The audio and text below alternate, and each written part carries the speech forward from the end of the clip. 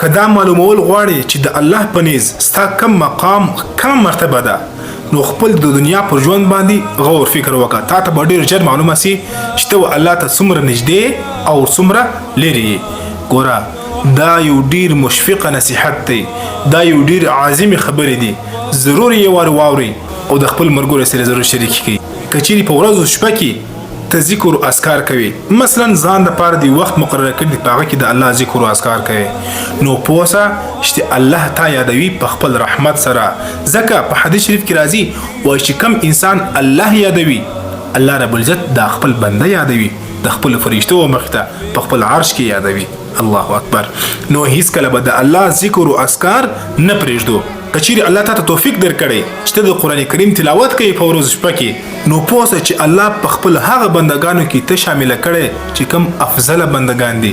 ځکه حدیث شریف کې راځي چې په تاسو کې هغه انسان تر ټولو افضله دی چې هغه خپل هم قرآن وایي او بل ته هم وایي.